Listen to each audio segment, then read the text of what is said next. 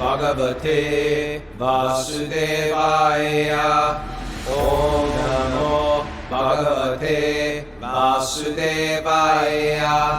Om Namo Bhagavate Vasudevaya.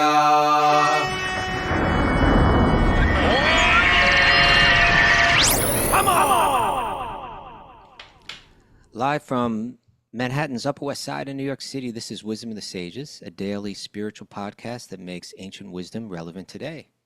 I'm your host, Kaustubha, and today Raghunath has the day off, and I think his allergies have been bothering. He's got all kind of excuses, this guy, right, Mara? Yeah, he's been suffering from some seasonal allergies. Seasonal allergies. Is he sneezing a lot? Yeah, sneezing, like all congested, headache. Oh, little Baba Ganoush. Little Baba Ganoush. Tell him he's in our prayers. I will. Thank you, Prabhu. But welcome to the show. This is episode 1365, and it's an interview day. We have a very special guest today. We'll get to her in a moment. But Mara, what do you have to share with us? Any announcements? Yeah, we have a cover. Say that again? Oh, you are a little choppy today. Bhakti recovery group today? Oh, can you say it again? Mara's all choppy on us today. Yeah, she told us that there's something wrong with her connection. We've been having this trouble with Raghu for past week or so. Anyway, Mara's frozen up on us. So I assume there's a Bhakti recovery group today at the same time where we normally have it. I assume tomorrow we'll be back at 7 a.m., which has been kind of our regular time. And other than that, I don't have any announcements to give. Okay, Mary, you back? I'm back. Sorry about that. Yeah, go ahead. I mentioned Bhakti recovery. What time is that? 1 and 7:30 Eastern time. Okay. And then also Italy 2025 with Wisdom of the Sages, June 30th to July 7th, the 5th anniversary of our beloved annual retreat in Tuscany. It's almost sold out. Yeah, it's almost sold out, and there's maybe 10 days left to get the deal with discount code WOTS25. I think it was 10 days yesterday, so 9 it's probably days. 9 now. Yeah, so spaces are running out. The discount time is running out. Okay. All right. So yeah, that's one of our really favorite times of year. They're in beautiful Tuscany. Yeah, that's great. And just something about it's magical. Obviously, the place is magical, but the mood is really sweet too. And we're changing it up, I think, a little bit this year. Well, we're going to Sisi this year. Sisi with Kaustubha. Hopefully, Satyananda Maharaj will be along on that as well. Yeah, it's magical. Is Professor Snooki coming? I see her looking all excited over there. Maybe. Come on, you got 10 days to figure this out. It's filling up. Okay. All right, Mary, thank you. You staying with us? Yeah, I'll be on. Okay. So today our very special guest is a world-acclaimed violinist and close friend of ours, Alexandra Tirsu. She's known professionally as Alexandra Tirsu. We know her as Barshana Priya. But I'll just read her bio. You know, let me bring her on. Are you unmuted? Yes? You there, Al? I don't know. You hear me? Yes, we hear you. Welcome. Oh. I want to read your... Hello to everyone. Hello. You sent me your bio. That thing, I couldn't pronounce almost any of it. It was like a long list of all the incredible people that you performed with and all the incredible places that you performed. I kind of took like a simpler one and then kind of blended a little, but let me know if this is okay, and you can add to it as we go, and you can correct my pronunciation or maybe pronounce some of the things that I can't pronounce. Violinist Alexandra Tirsu is gaining recognition as one of the leading violinists of her generation. A laureate and audience award winner of the prestigious ARD competition in 2021, as well as the Seoul International Music Competition in 2018, and Osaka International Competition in 2014, her performances have garnered critical acclaim around the world in publications such as The Strad, Classical Music Magazine, and Süddeutsche Zeitung. Is that all right? Yes. Okay. Good job. Okay, among many others. Recent highlights, and I don't know if these are the most recent because I don't know if this is the most recent bio, but recent highlights include debut performances in Munich with the Bavarian Radio Symphony Orchestra, at the Hercules Saal Hercules? Hercules, yes. Well, how do you say it? Hercules. Oh, Hercules. Okay. And the Yes, Munich Hercules. Chamber Orchestra at the, I'm not even going to try, Prinzregenten Theater. Theater. Actually, that's not so important. Okay. You've played at a lot of important places. Berlin Philharmonie. Yes. I'm not even going to try in Bucharest, in Berlin, in Shanghai, the Shanghai Oriental Arts Center. I can handle that one. Yeah. The Yeah. Seoul Arts Center, Kranz Montana Classics, and Siam Music Festival, among others. So many places. And Alexandra plays the 1717 Reifenberg Stradivari on the generous loan through the Stradivari Society. That is like the world's best violin, yes? Yes. Kind of the Antonio Stradivarius was very, very famous violin maker, and he made pretty good violins. Now I have the honor to play one of them. Yes. They lend those to a certain number of expert musicians, yes? Yeah. Yeah. Like that. That's And correct. is it safe to say how much that thing is worth? I'm Better not not sure to. if I can just Better like not. Better say we don't talk exactly, about but it. I can tell like you Yeah. can buy like maybe 3-4 penthouses in New York. Okay. Okay. In Manhattan. How does it feel to hold that instrument the first time you held that in your hands? Actually, it wasn't my first Stradivarius that I played. So Okay. I remember the very first one that I played, you know, like yeah, but maybe I'll speak about this a bit later. But first of all, I Okay. would like to greet everyone, and I'm Okay. really, really happy Okay. to be here in this morning. Very honored, and yeah, I mean, if you want me to speak about Stradivarius, I No, will. we'll get there. We'll get there. You're right. So yeah. So Yeah. you know I think I believe I met you last year at about this time in Austria. That's But true. yeah, but you're a disciple of Radha Swami, and you're a Bhakti-yogini and friend of so many of my friends who are kirtan musicians.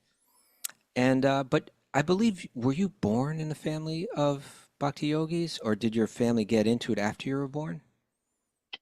It's very interesting because no, we were born like I was born in Moldova, a Moldova. country, you know, like between Ukraine and Romania. Yes. And we like official religion is Slavic Orthodox, yeah, Christianity. Christianity, yes.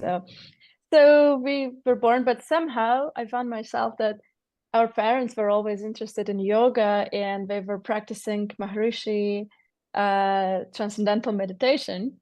The same thing as Beatles, you know, Yes, like yeah, the that Maharishi practice. yogi. So somehow we grew up with this a little bit of a Vedic background behind, you know. So we always knew that eating meat was not good, you know. So and I remember even as a young like kid, we would go to Hare Krishna's celebrations in the town. Back then, they didn't have a temple, so we would join in different places. And very much remember how I was maybe, I don't know, 10 maybe, and we were dancing in the kirtan, and then one devotee just handed to me this self-produced, I'm sure, illegal copies of Bada Haridas kirtan. Oh, You okay. know?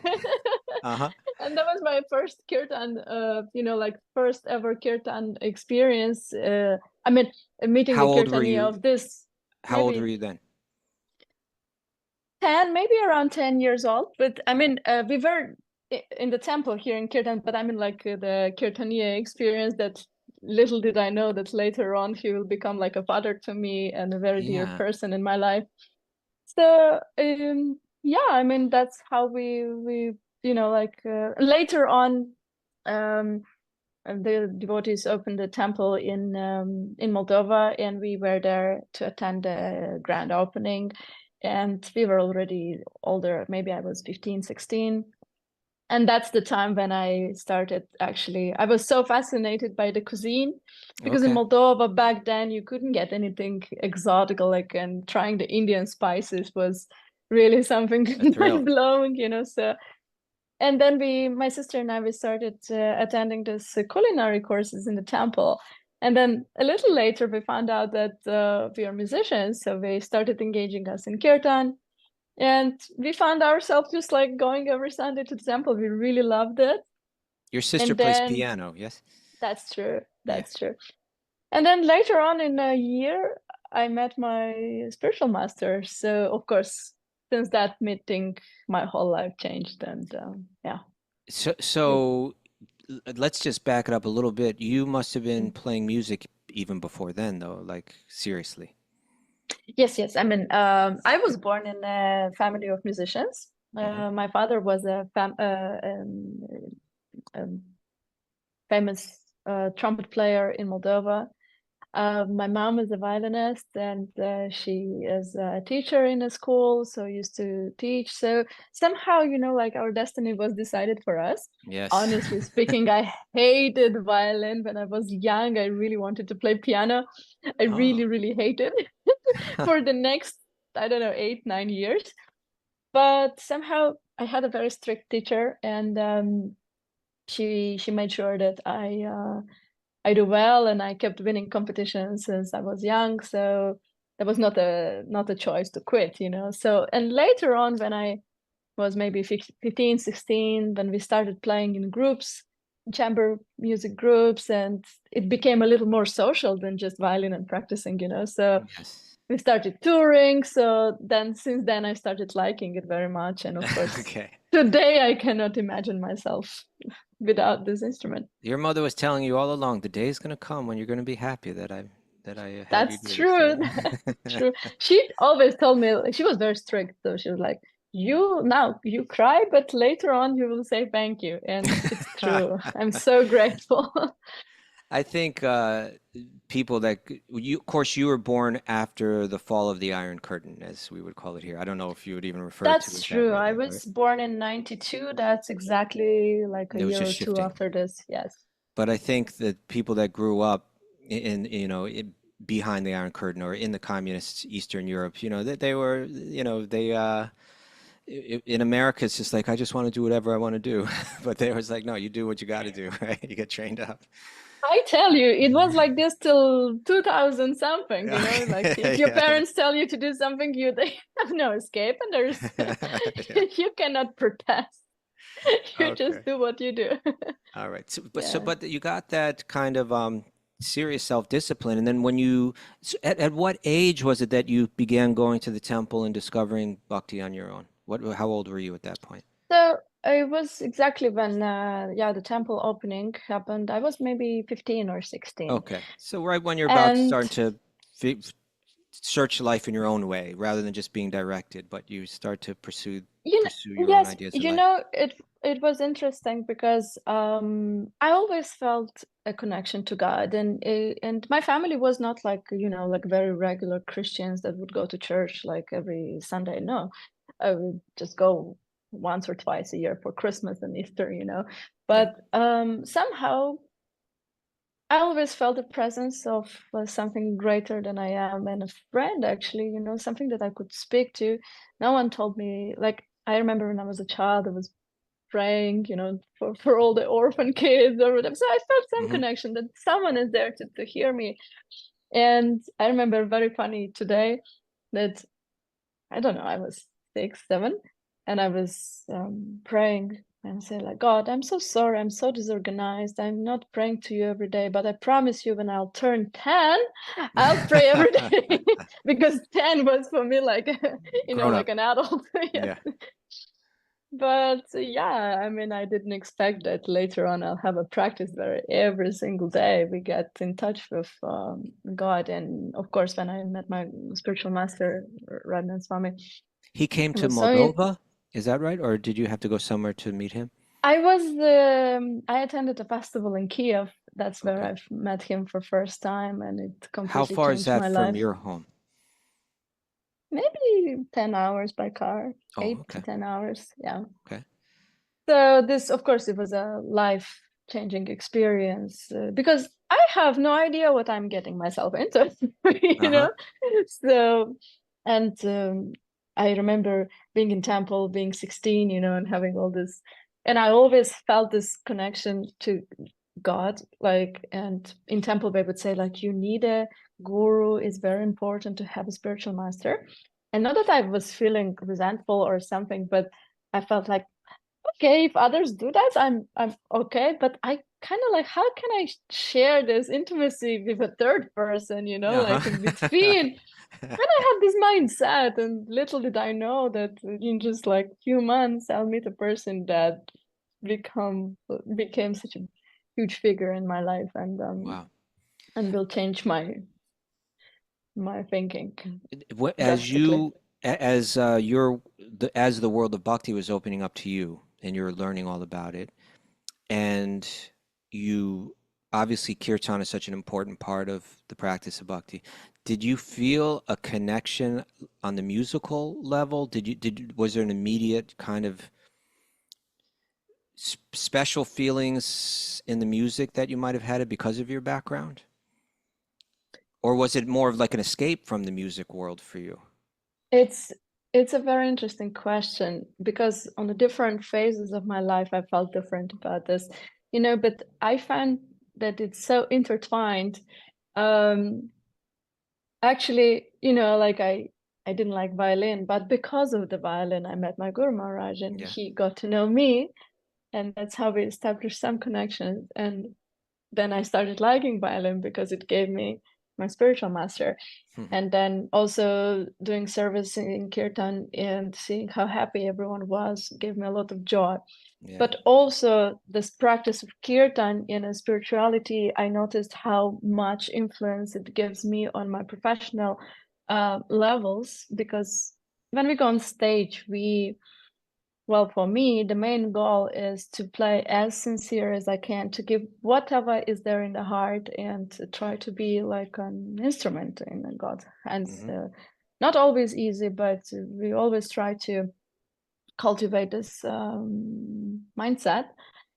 And so many times when I would just pray, because in the beginning I was a little bit, you know, conflicted. How is classical music can help me develop myself spiritually? But with the years of practicing and speaking to elevated souls and great devotees and kirtanias who've been supporting me throughout all these years, I realized that this is my service, and once I engage my whole heart and all my feelings, it can impact greatly the audience. And that's how it happened, because since I started seeing my classical music as a kind of my service, people were approaching me and saying, because you can get compliments that, oh, you play so nicely, you play so beautiful, you play so passionately. But some of the people come and they say, like, you know, we felt something really special, something connected to God. And that's when I realized that, you know, the the universe is not sleeping and it's working. I mean, when I try hard Yeah. to not put myself in the first position and try to give all I can, it can actually, whether this is classical music, which doesn't have the direct mantra in there, but I could see how people were touched and were thinking about something higher and more pure. And Sure. And of course, certainly so much of the important classical music was written or composed for the glory of God, right? Composed for church absolutely, ceremonies and so on. absolutely, And absolutely. so when you're playing that music, is it almost like in your heart, you're playing it for the pleasure of God? You're playing it like to the ear of God? Is that how you think? Is that how you meditate when you play? It's in the perfect state, yes. You know, Okay. because like, of course, there is still stage fright. I mean, whatever, I've Yeah. been playing for the last 25 years, but of course, it's not as it was 20 years ago, like when you're really shaking. But still, like, there is a huge responsibilities, sometimes more than the other times. And when you manage to reach that state of calmness, and when you're really in the music, you forget that you're being watched by 5,000 people and filmed by live streams and everything.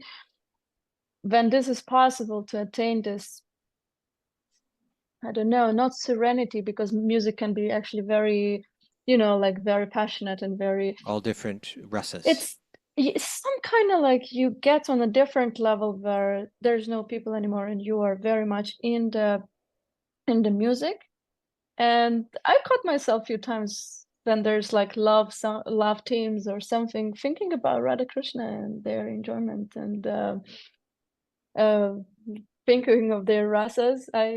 Sometimes I think directly, but sometimes it's indirectly. I don't think necessarily of Radha and Krishna, but I definitely try to convey this love and yeah.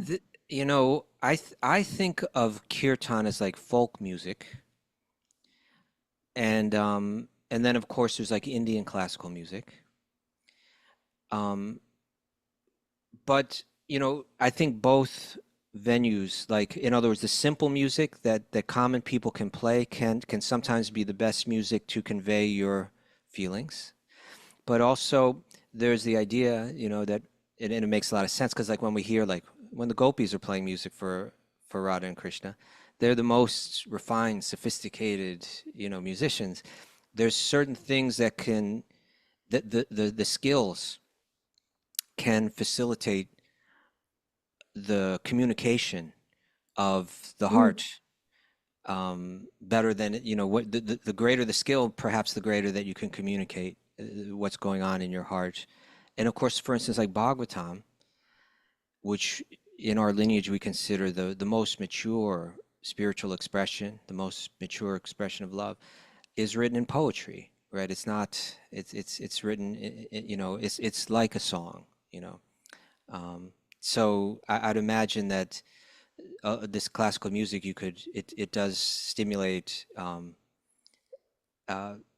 special refined emotions, feelings for God. And when you're playing it, you can maybe feel like you're floating in that. Yeah, I mean, that's what I meant when we get some technical abilities, Yeah. technically speaking, when you feel more free in whatever you do, then there is space for the mind to calm down about the technical things, Yes. and you can just fully dissolve yourself in the thoughts and music, in the story, because every time when we play a musical piece, it's telling a story. Yeah. And of course, we take in consideration what the composer wrote and what he felt in that moment and what did he try to convey with his music. And for example, Mendelssohn, when he wrote his very famous violin concerto, he was so heartbroken because his fiance left him. There's a big love story there, So Okay. so it's mostly about life Vipralambha situations. the Yes. feelings of separation.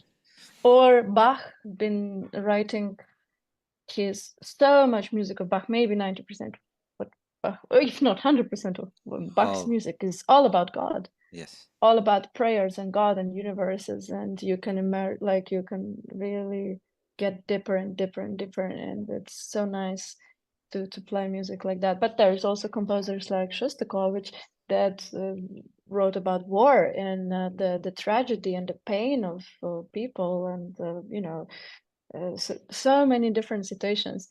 So our role as a musicians is also like acting. You have to take your own ego out, put yourself in a position where you just transmit. You just try to Sure. convey. And in my case, I always try to think like, how can I spiritualize it? So Yes. we always have like this life situations is just mirroring of what's happening in the spiritual world, and yeah, so that's been, but of course it takes a lot of discipline to attain this technical abilities where you can actually go into that state, because if you're worried about like notes, it's difficult to do something. So I that's why a have, lot of practice is essential. So when I was young, I was practicing a lot, like yeah, really a of lot, course. to be able to gain some base on something, to Well, and still so much more to develop. It's just like, I do not consider myself at the maybe in the in the middle, but there's so much more to learn and to grow and to attain. I Yeah. wanted to speak to you about that aspect of practice or discipline. For the past week on our podcast, we've been reading from the seventh canto, where Narda is describing to Yudhishthir all the different varnas and ashramas, all the codes for living according to the different stages of life or the different occupations. And some of them read just like as like severe discipline, and we imagine like, a brahmachari at the age of 8 years old, going to a guru and being disciplined in this way, embracing this discipline for their kind of to refine their knowledge, refine their character. Certainly the practice of yoga and the practice of bhakti, self-discipline, is such a key element. You were engaged in such a serious self-discipline from a very young age. I'd imagine, were you like 4 or 5 when you started practicing? More like 7. Okay, like 7. Okay, still very young. That's kind of almost the Gurukula age, which would be like 8 years old. You go to the guru. Yeah. When you began to learn about yoga and learn about bhakti, was there a connection made in your mind regarding the discipline involved? Did you feel you had an advantage maybe, or was there something that you related to? It's very interesting what you say, because it's true. Like I started actually when I was 3.5. My parents also made me pursue gymnastics professionally. So I was doing this for 8 years. Then I started music, and all my teachers were very strict. The Soviet trained the gymnastics teacher. She was extremely strict. She would make us run around the lake without any breaks, and like not eat and do this and this and this. So Wow. we experienced this very post-Soviet crazy discipline, and no one looked at us as kids, although we were like 3, 4, 5, 6, so Wow. it was just like a major discipline.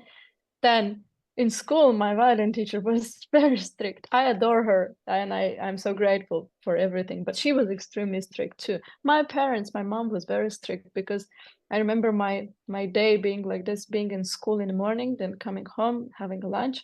Then for 3-4 hours, I would be at a training for the gymnastics, come home, have a dinner, and from 8 p.m. till 12 p.m., maybe 1 p.m. in the night, my mom would sit and study violin with me. So I would go to sleep like at 12 or 1 a.m. and then wake up in the morning and do the same thing, So, and then I started doing also art school, but that's something that I really enjoyed. So this was my, Right. I love drawing. And then of course when I was trained to be like very, and Self-control, then self-discipline. yes, and when I came in like when I met devotees, and I started getting deeper into the philosophy, and it made sense, because sometimes it just takes to wake up early, that your whole day is aligned. I know it's a small thing. If you want things like, okay, you wake up early, but what can it do? It actually can do so much. Such a simple thing as just waking up early. If you go back about 4 podcasts, so we got an exact Raghunath and I said, what is there like one thing, that we could do? And we said, wake up early. And it's so interesting. I just noticed, because I had different phases. I was very disciplined when I was young, and then of course when I left home, I was 19, 20. I went to study in university in Vienna, and somehow, like to resent all this like constant pressure, I would have days when I would just like not have the alarm to wake up, and I was like, I want to allow myself to sleep as much as I can. But I could see the drastic impact of just a simple thing as waking up early and not Going to waking sleep up early, Oh, yeah. or having a structured schedule where you have your time for your spiritual practices in the morning, or yoga, or breathing, or whatever, something to start your day off. And it's really really very, very different once you start your day like this, early in the morning, and you have the sattvic guna there, and then it's throughout your whole day. And then you have days when you're just like, and then you wake up in the morning, and I'm sorry, I'll be very honest. Sometimes I just like to start my day with eating a cake, you know. Just like, but I feel it. And then I feel that my state of mind is just so not right, and I get angry easily, and then I'm disturbed, and I'm impatient, and then I'm like, and then even when I play violin, it's all there, and it's very nervous, and so I noticed how interesting that having a spiritual discipline can mean so much, and the quality of your chanting is just so different. I wanted to ask And about that actually, the quality, because when I practiced bhakti yoga for about 15 years or so, and then I began to practice along with it asana. Mm. And I had a very good teacher and a serious teacher. And he explained to me that the vinyasa yoga that we're doing, which he described that it's like japa, that there's a sequence of asanas, and just as like there's a sequence of beads on a thread, the thread that's tying together the sequence of asanas is the breath, which remains steady through them all. And the concentration goes on deep into one asana, and then it's released and it goes deep into the next one, just like you concentrate on one mantra on one beat to the next, to the next, to the next. And I made that connection, and it affected my asana practice, but it also kind of really helped me understand why I'm chanting on these beads and so on. But did you feel that kind of did you the discipline in the maybe gymnastics practice as well, but also in the music, did you feel a direct connection to the japa practice? very much so, because you know, it's the same. It's always a kind of like development. So you start. Okay, let me give maybe a bad example, but that's what came to my mind. You start your first day japa, your mind is running here and there. The second day is still running here and there. The third day, fourth day, fifth day, sixth day, consistency, consistency, consistency. Then you notice that you actually focus on the mantra, and you get deep there, and then you notice yourself just praying and being very sincere, and then it's not just automatical japa that we get there, but it's the constant like like that constant repetition. Yeah. Same in music. You can play one day, it's that passage is not gonna work out, and you play second day, then you play third day, then it's getting better and better and better and better, and then you leave your violin and you don't play a week, and you take your violin, and then the passage is not working, so I was like, oh, so you always have to maintain some kind of shape. So I noticed that in my musical Practices and practices. And okay, at some level, it's not anymore about being able to play a passage or not, but it's about some subtle things that yes, you have to be playing more. Probably will be a little difficult if I explain, because it's just very musical oriented technical. things. Yeah. But in Japa it's the same. I mean, of course you can chant, but I mean, if you have like a few days off or something, when something happens, or you're not in that, and you're not trying enough. And for me, discipline in spirituality is just so much more difficult than actual discipline in actual life, because like still practice violin is one thing, but to always be alert with your mind running and trying to, it is really a challenge. And it's so nice that we have all these wonderful examples of and I remember also Radhanath Swami speaking about having patience with that, and not just being discouraged because you feel like your chanting is not as good, because like the story about that he tells about the bamboo, that you have to go and water it 100 days and it will not grow, nothing. Every single day you have to water it, and then just in one day it just grows. Interesting. Even that story plays into what I was thinking of, and what I wanted to share was with that same yoga teacher that I just mentioned. His name is Eddie Stern. He's got a yoga studio in New York called Ashtanga Yoga New York. We've had him a couple times and interviewed him a couple times on the show. Mm, So one day he brought a speaker, a bhakti yogi, but from another lineage than ours. mm, He's someone that I became friends with and appreciated. But the first time we met, he kind of he was speaking to, I don't know, maybe 100 people at this event at this yoga studio, and we were introduced. And then he began to speak, and I was sitting right in front of him. And I don't think, maybe my yoga teacher, maybe not, and I doubt anybody else in the room knew what he was doing, but he began to criticize our lineage subtly, and things that I could understand, but most of these people probably, he was alluding to things that most people weren't probably picking up on, mm, or understanding that they were connected to me and my lineage. Like he was saying these things, and I counted, because he did it once, he did it twice, he did it three, and I began to count. He did it 11 times, right? Like 11 times. And so why he did that, I don't know, but we became friends afterwards. But one of the things that he said was, one thing that he criticized, which is something that's very fundamental in our lineage, is the idea of chanting a certain number of rounds of japa each day. And he spoke of it as like, what's the point in doing something mechanical? Better you just chant one time and do it with your heart, and so on, like that. Which there's some truth in that. But I spoke to my yoga teacher about it, and I said, what did you think about that?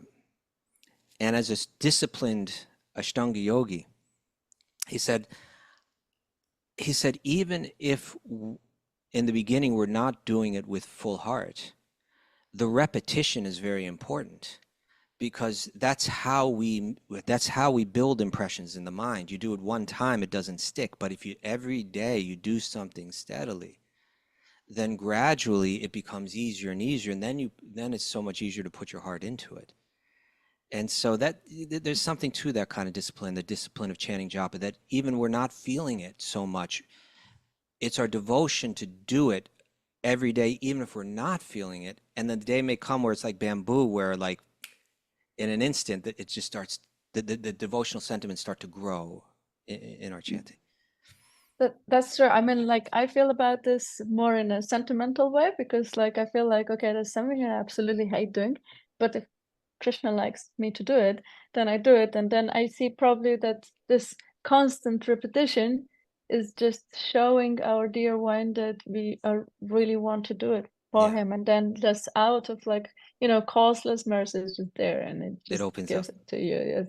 Yeah. And sometimes it's because I do not really understand all this technical, how it will create the mind, the the neuroscience behind this. Yeah. But I just like to feel that, okay, Krishna wants to see that how dear am I to him, or like how dear How dear is he to is you? he to me. Yeah. So I want to do it every day, or my Guru Maharaj that I gave the promises. And of course, we have difficult days. Sometimes it's just like you're caught up, and especially in my lifestyle where I travel more than I stay in one place, it's challenging. I do not want to lie. It's very, very, very challenging to stay focused and do it, and just try to put all my heart whenever I do it. It's just like I try to do it, but of course sometimes it's just going to be a japa in the subway, or Yeah. in the plane, or whatever. Yeah, you Because travel a you're lot. Yeah. constantly moving. But still, I mean, I still feel so much mercy. It's just so much, because it's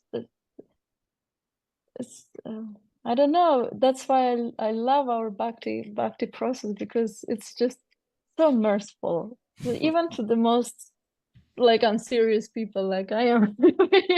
I still feel so much more mercy and love coming from people around us, from kirtaniyas, from teachers, from devotees, from the community, and of course God. And every single time I go to Yeah. India, I just like, it's a time for full-on recharge that Nice. lasts then the whole year. I wanted to ask you, you mentioned earlier that at one point when you were young, you had a teacher that was very strict, but that you adored. I think that's the word that you used, someone that you Yes, adored. I adore, and I really, And, really I am very grateful. And when we were reading in Bhagavatam this description of the brahmachari, it said that the brahmachari should serve the guru with, I think the term used was like it's slipping my mind, but like in a mood of firm friendship, like there should be some Mm, genuine affection in the heart, even though the teacher is so strict. If there's a love between the two, then something can be powerfully transmitted. And there's a rasa. There's, this is dasya rasa, where mm, there's mm, someone that you feel is your superior. You feel in the heart a deep respect and gratitude, and a feeling to I want to please them, like that. Is that something that you felt in your musical practice and in your devotional practice, or have you felt mm. the opposite of that sometimes, and has that affected your ability to grow? It's interesting because we're all looking for love all the time Sure. and appreciation, and so that's definitely something I felt being in the temple. So there was constant love, and Nice mood in I your temple. joined in Moldova. That temple was really very, very special, and all devotees there, and everyone was just very encouraging, which I cannot say it was the same in my musical life, because classical music world can be pretty toxic, Sure. and my teacher, she was extremely strict, and my next teacher after her was even stricter than her, but he was crazy. He would be able to throw a music stand at me and wouldn't like care, So, and yeah, we meet different people. I think my love, I definitely loved her, because but my love to her grew with years, and I Yeah. just realized, not always the people that will, I'm not meaning devotees now, but not everyone that will praise you actually wants good for you. So, she deeply cared that I'm good and I do what I need to do.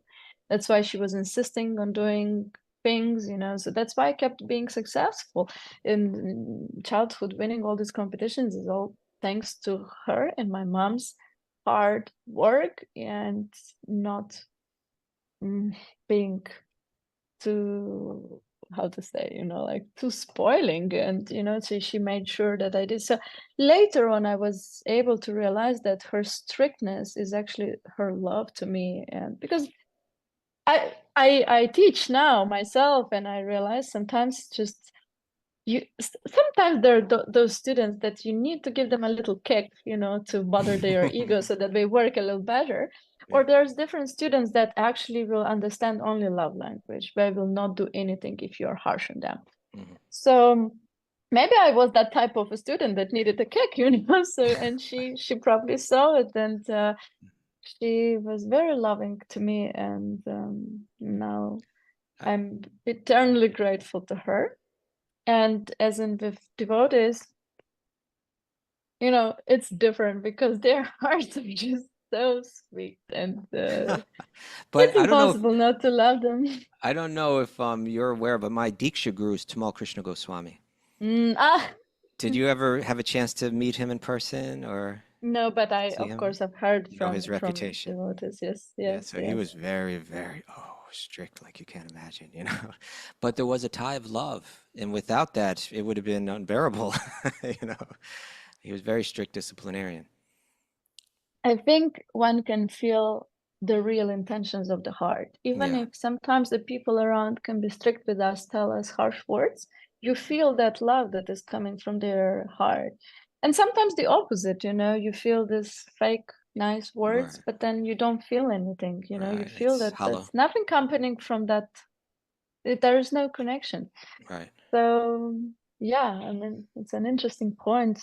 And throughout the life you learn to realize what's real and what's not real, and Mm, that's, yeah, an interesting practice. yeah.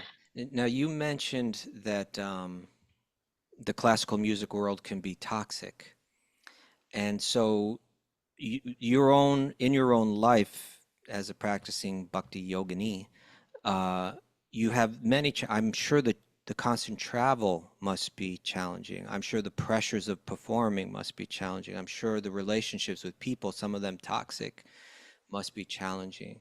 How do you negotiate this world with your bhakti practice?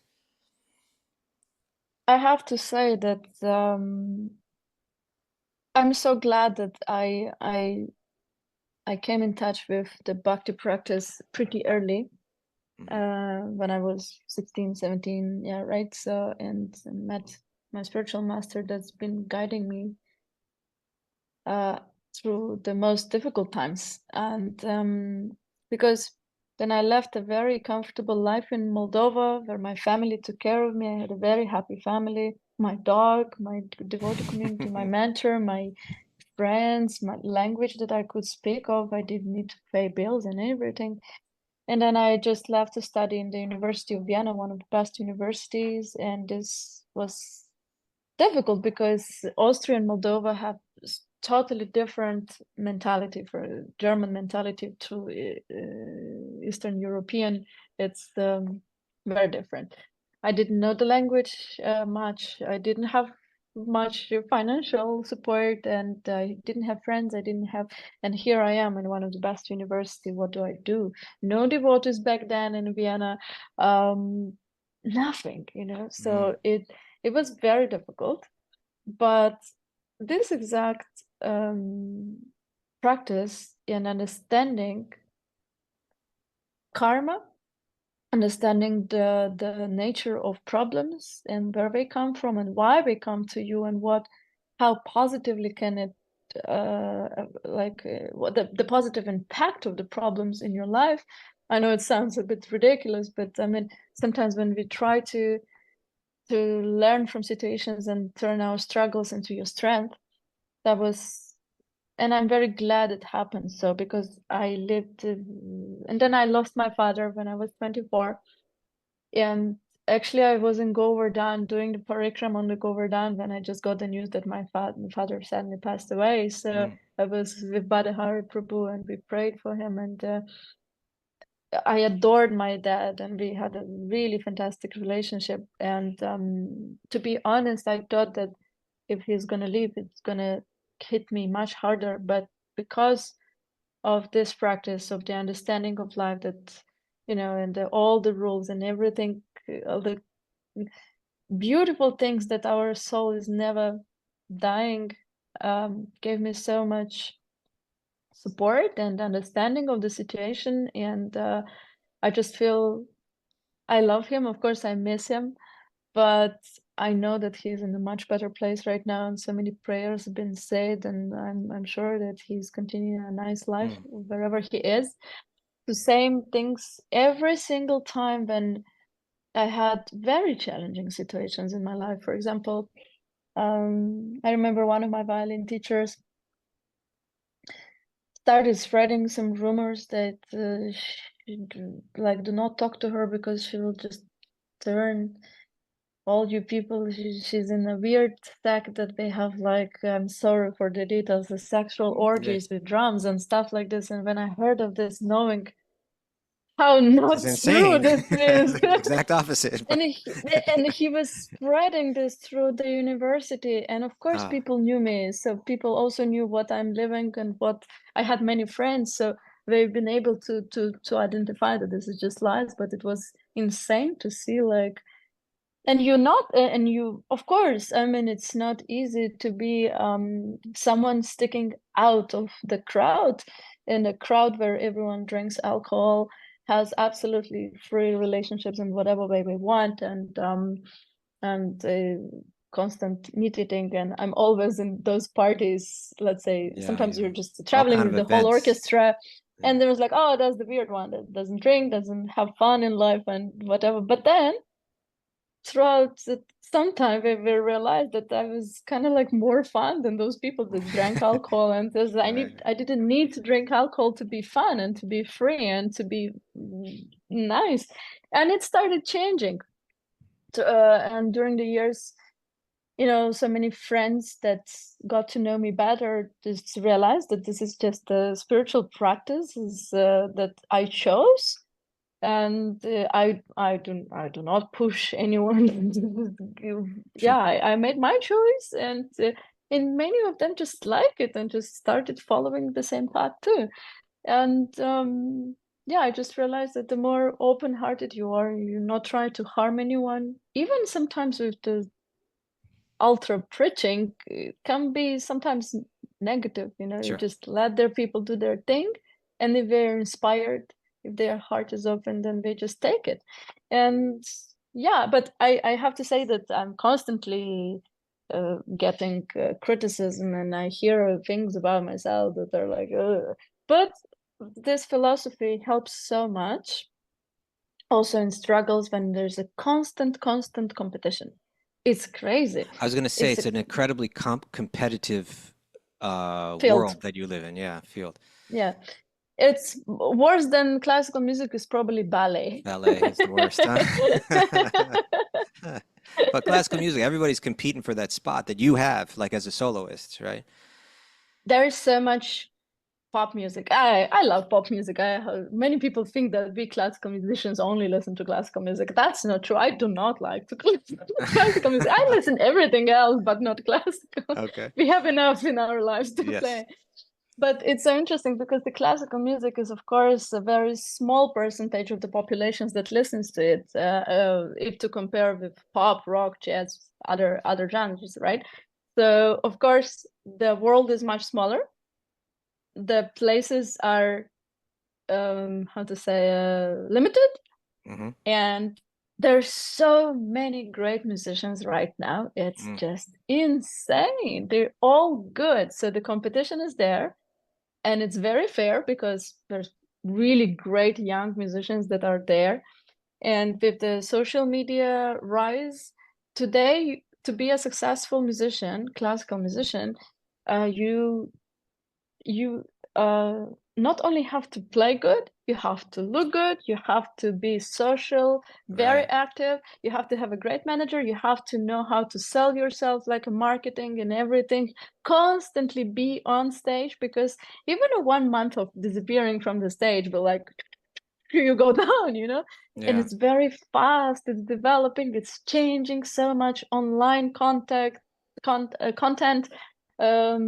which is very important nowadays. And I've seen many of my friends that are great musicians, but they're not able to follow up through this crazy race Yeah. and constant changes, and they just like quit. Or see so many of my colleagues have these big depressions. And when I'm so lucky to have this understanding that, I mean, you have in your life what you meant to have. You do Yeah. your best, of course, but there's happiness outside of this. Something And that I feel allows you to let go when the tension not is only very high. when you know where the real happiness is, it's inside. Doesn't matter whether you're a classical musician or you're just a housewife, or you take care of other things, or you can be a sweeper outside, you can be so happy in life.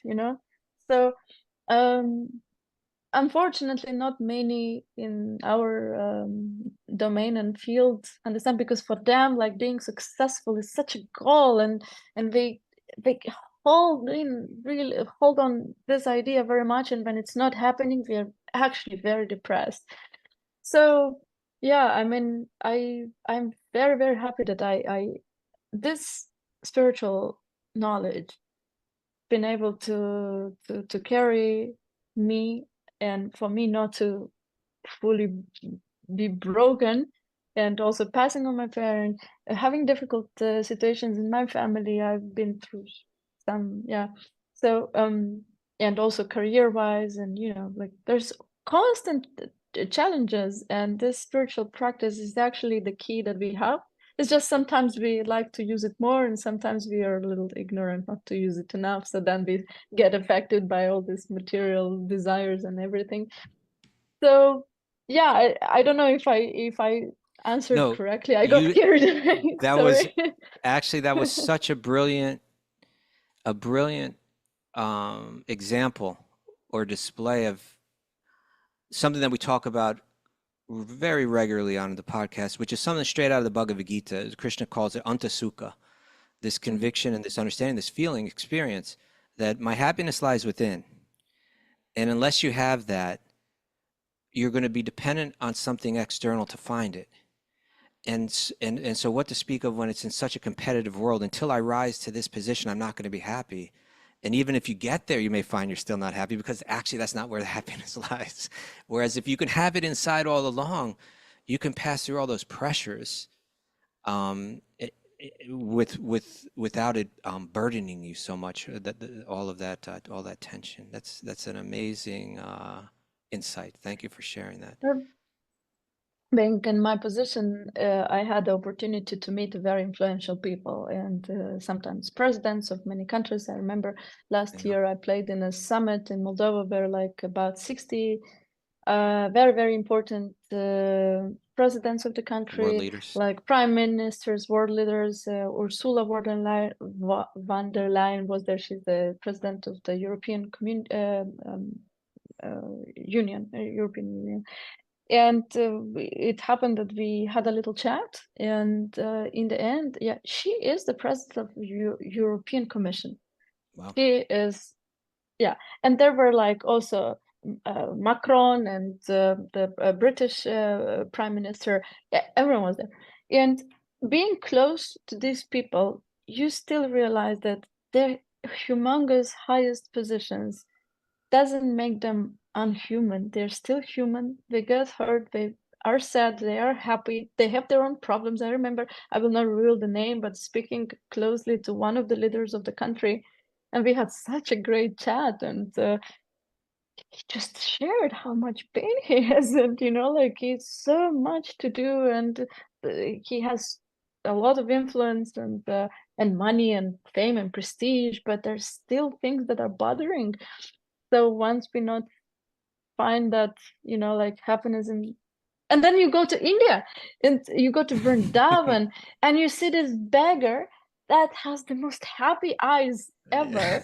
And this is such a, I always like to learn from this local people in India. Sometimes they're very poor, but they are so happy to serve you that milk that they have there. And it's incredible to see how friendly they are, although they really have almost nothing left for themselves. And they see some, tourists or Westerners, they will give everything. Just come to my place, we'll feed you everything. And it's a very inspiring moment, seeing that people realize what the real happiness is. That's beautiful. Which doesn't require, I mean, I don't say that famous, influential, or rich people cannot be happy, of course, but if they have the Yes. understanding, Yeah, of no matter course, rich or yes. poor, it's Bhakti Exactly. that'll deliver that. We're running out of time, but thank you. I just want to thank you so much for spending this time with us. I want to share that last summer I was there in Austria with you, and we were staying with friends on this beautiful lake, and we would take this, not exactly a boat, I forget what they call it, but it's like this flat flotation kind of thing. Yes, It's like a flat wooden deck that just kind of goes out into the middle of the lake, and we're having beautiful kirtan. And I was sitting like right behind you, and you were playing violin. So I was like, I could almost feel the vibration in the strings and everything, And I'd never been so close to someone playing violin. You played it so nice. I almost felt like, oh, I could do that. It seems she makes it look so easy. You should just rub that thing over those strings. It's like really, but you played so beautifully, and I think widely people recognize the violin as an instrument that's like it sings like a human in a way. It expresses emotion in a way that other instruments can't do. And commonly, like in the kirtans, the kirtan singer would sing the mantra in a particular melody, and then maybe they would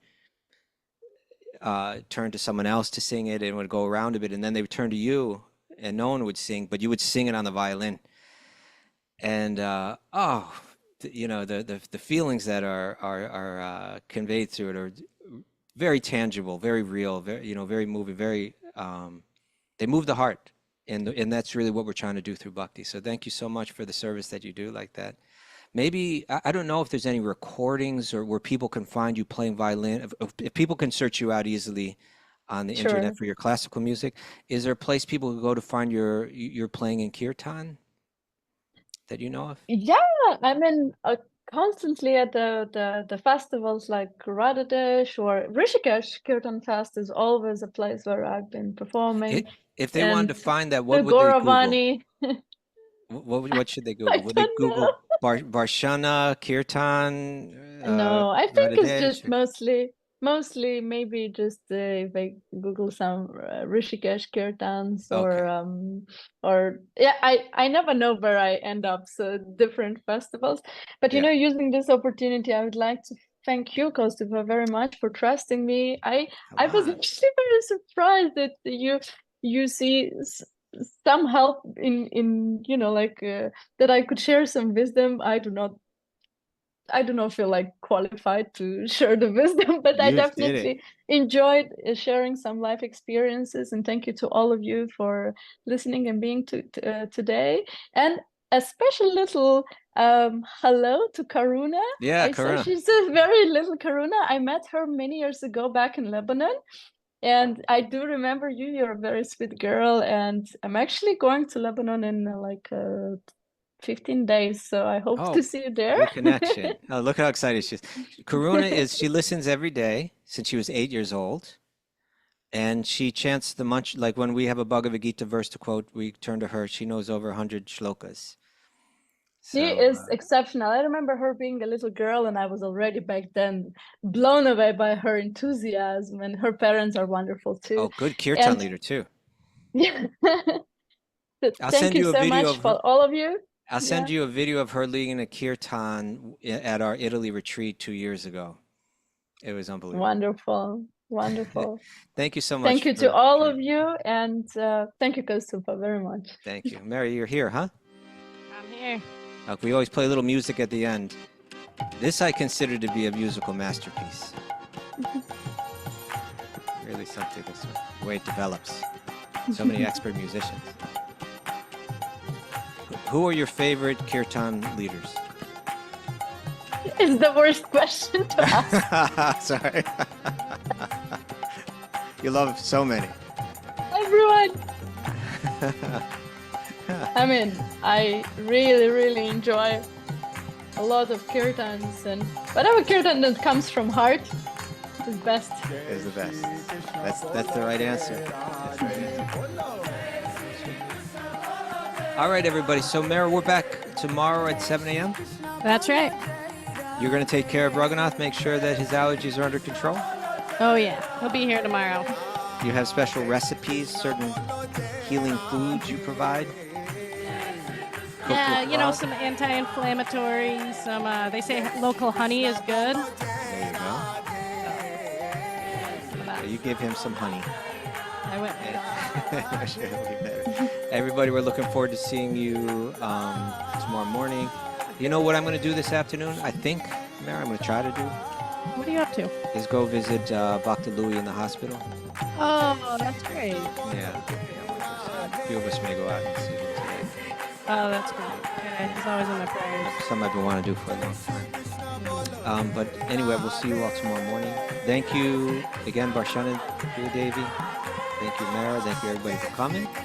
And we'll see you all tomorrow. I want to save the chat. Make sure I can see that. Because when Raghunath's around, I can't even look at it. He's not here. Okay, thank you, everyone. And as Raghunath would always say, it's a beautiful day for a beautiful day. Let the magic flow.